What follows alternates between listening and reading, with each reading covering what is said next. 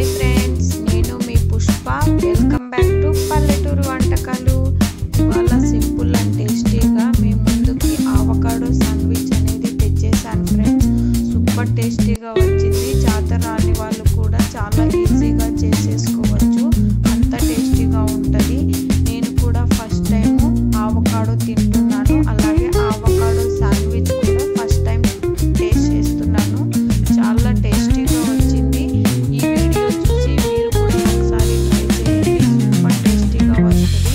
జాతర రాని వాళ్ళు కూడా సింపుల్గా చేసేయచ్చు, ఎక్కువ ఇంగ్రీడియంట్స్ అనేవి యాడ్ చేయలేదు. చాలా టేస్టీగా వచ్చింది.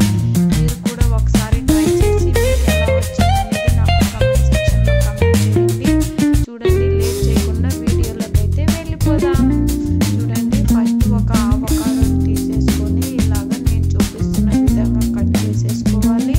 అలాగే బయట ఉన్నటువంటి దాన్ని తీసేసేసుకోవాలి. పండింది కాబట్టి చాలా ఈజీగా వచ్చేస్తుంది. అలాగే పచ్చిగా ఉన్నప్పుడు అయితే రాదు. చూడండి, ఇలాగా బాగా తీసేసేసుకోవాలి.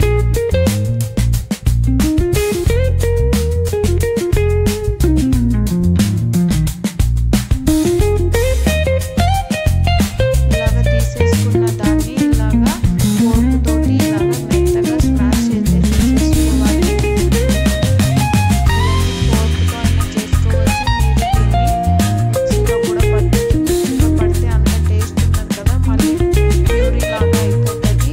ఇలాగా ఫోర్క్ తోటి చేసినామంటే అక్కడక్కడ పలుకులు తగులుతూ చాలా టేస్టీగా ఉంటుంది. అందులోకి ఇప్పుడు చిన్న medium size tomato, 1 medium size onion కూడా వీలైనంత సన్నగా కట్ చేసేసుకొని వేసేసుకోవాలి. అలాగే కొంచెం కరివేపాకు కూడా వేసేసుకొని 1 గ్రీన్ చిల్లీ కూడా వేసేసుకొని బాగా సన్నగా తురుముకొని వేసేసుకోవాలి. ఇందులోకి 1 టీ స్పూన్ లెమన్ కూడా పిండుకోవాలి. అలాగే చిల్లీ ఫ్లేక్స్ కూడా కొంచెం వేసేసుకొని వీటిని మొత్తాన్ని బాగా కలిపేసేసుకోవాలి.